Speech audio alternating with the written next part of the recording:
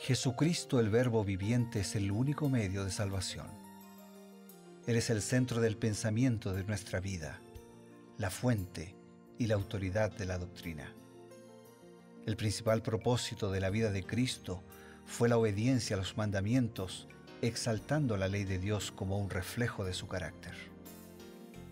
El principal mensaje a ser predicado en el mundo, basado en Apocalipsis 14, está representado por 3 ángeles llevando el Evangelio eterno al mundo entero. Este mensaje se basa en los encantos inigualables de Cristo y declara que la hora del juicio ha llegado y llama a obedecer los mandamientos de Dios. Mediante su palabra, Dios ha comunicado a los hombres el conocimiento necesario para la salvación. Las Santas Escrituras deben ser aceptadas como dotadas de autoridad absoluta y como revelación infalible de su voluntad. Y aunque el canon de las Escrituras inspiradas está cerrado, el Espíritu Santo continúa iluminando, amonestando y confortando al pueblo de Dios a través del testimonio de Jesús, el Espíritu de profecía. El camino a la vida se traza a través de un camino angosto que debe ser recorrido con confianza a las promesas que Dios dejó a hombres y mujeres fieles que dedicaron sus vidas hasta la muerte por el Evangelio eterno. Los fundadores de la Iglesia soñaron con el día en que la revelación sería una realidad en sus vidas.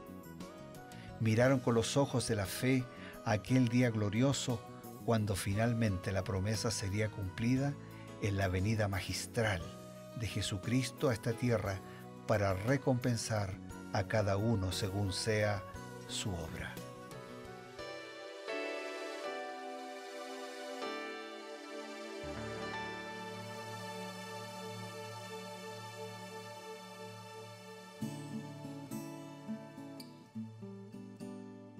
Qué grato, queridos amigos, encontrarnos a través de Nuevo Tiempo, la señal de esperanza, aquí en su programa Creer en sus profetas.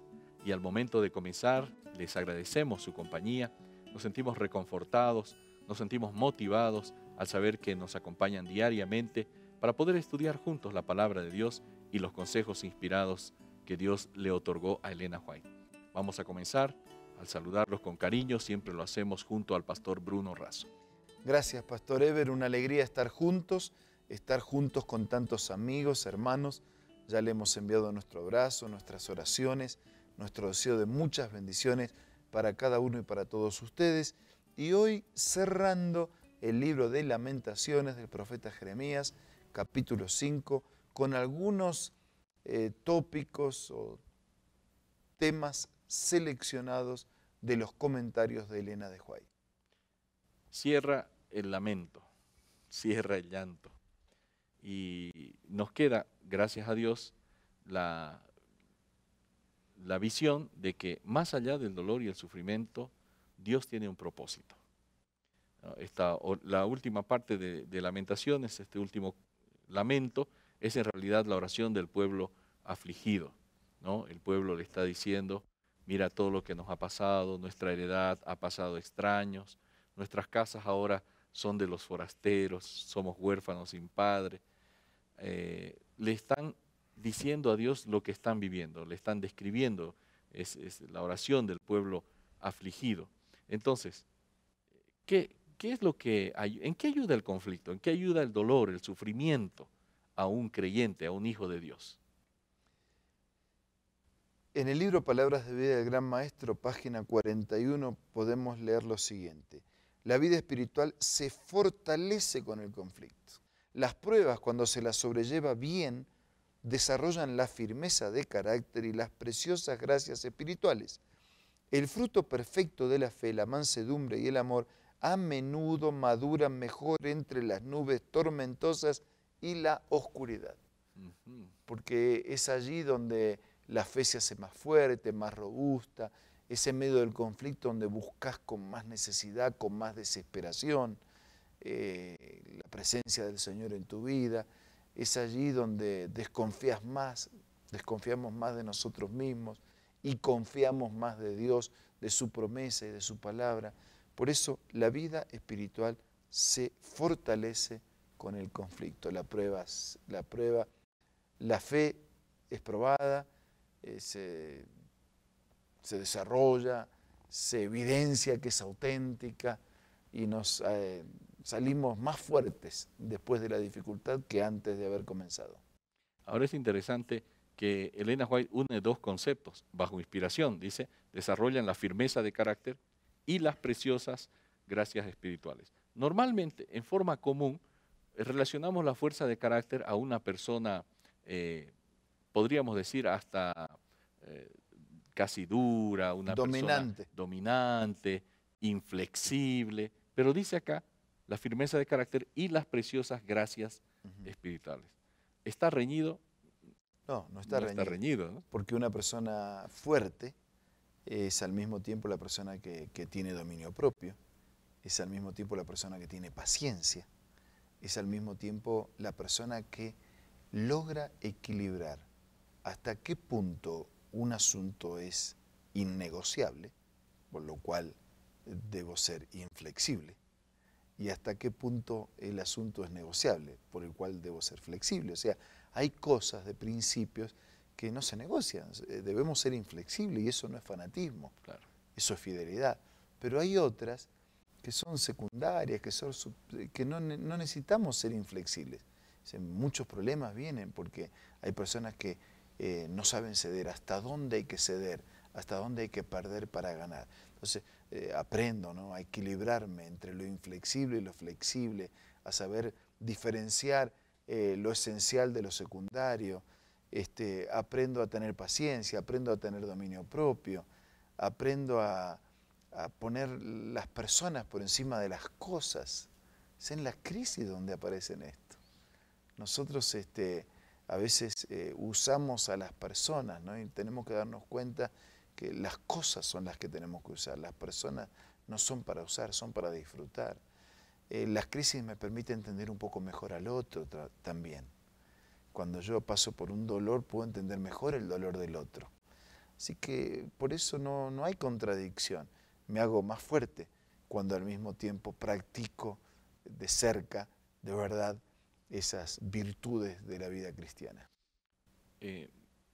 Se me ocurrió pensar que el mejor ejemplo de esta simbiosis de dos elementos que parecen contradictorios pero que en el fondo no lo son, es la persona de Cristo.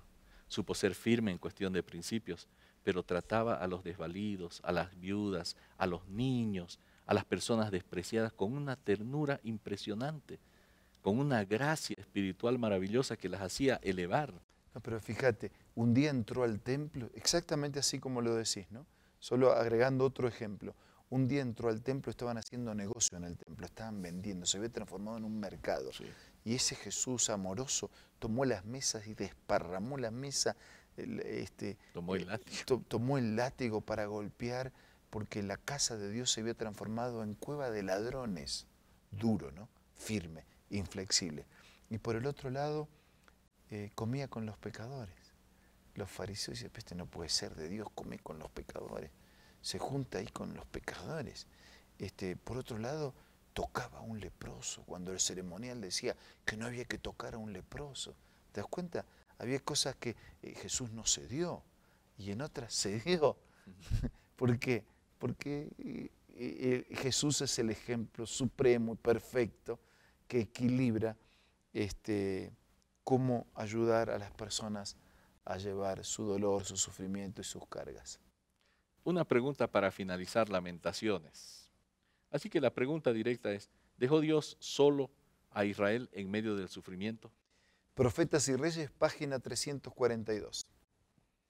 Los sombríos años de destrucción y muerte que señalaron el fin del reino de Judá habrían hecho desesperar al corazón más valeroso de no haber sido por las palabras de aliento contenidas en las expresiones proféticas emitidas por los mensajeros de Dios, mediante Jeremías en Jerusalén, mediante Daniel en la corte de Babilonia, mediante Ezequiel a orillas del Chebar. El Señor en su misericordia aclaró su propósito eterno y dio seguridades acerca de su voluntad de cumplir para su pueblo escogido las promesas registradas en los escritos de Moisés.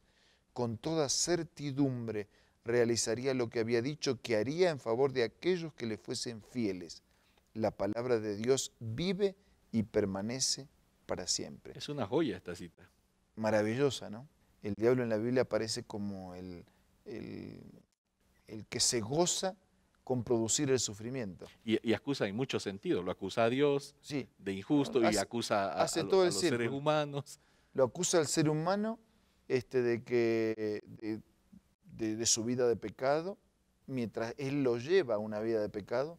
Lo acusa a Dios de que no es justo, o si es justo, lo acusa de que no es misericordioso. Pero el papel del Señor en la Biblia es el de consolador. Consolador significa Dios al lado de uno. Así que mientras uno me acusa y procura mi destrucción y mi sufrimiento, hay otro que me consuela. Pero lo interesante de esto es que el dolor y el sufrimiento tiene dos soluciones. Uno es el consuelo y otro es el fin del dolor. Entonces, en medio del dolor, en medio del horno de fuego, Dios está a nuestro lado. Pero por otro lado, algún día el horno se va a terminar. Claro. El fuego se va a terminar. Hoy consuelo en el horno, en el fuego, pero también esperanza. La esperanza que en breve el dolor, el pecado, terminarán para siempre. Y ese es el mensaje más extraordinario que podemos dar. Y de paso, cuando tengo la triste tarea de la misión de la iglesia, ¿no?, de acompañar a alguien que ha perdido un ser querido, me ha pasado, yo también he tenido que acompañar a mis mismos seres queridos que descansan, siempre pienso en eso, ¿no? Dios tiene para mí consuelo y Dios tiene para mí esperanza. Dios está a mi lado ahora para consolarme, para abrazarme, para aliviar mi dolor, para usar a otros que me ayuden a aliviar mi sufrimiento. Pero Dios también me dice, tranquilo, esto no va a ser para siempre. Un día no habrá más dolor. Un día el fuego cesará. Un día el pecado terminará. Y la vida será definitivamente vida para siempre. Gracias, pastor.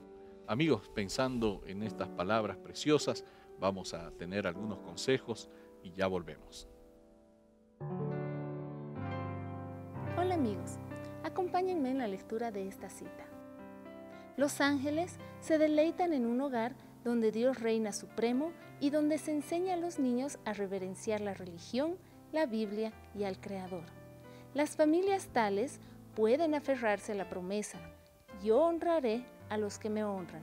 1 Samuel, capítulo 2, versículo 30. Esta cita se encuentra en el libro Joyas de los Testimonios, en el tomo 2. Y te invito a que pueda ser parte de tu biblioteca personal. ¿Cómo? Visita la página www.editorialaces.com o descarga la aplicación Elena G. de White del App Store o del Play Store.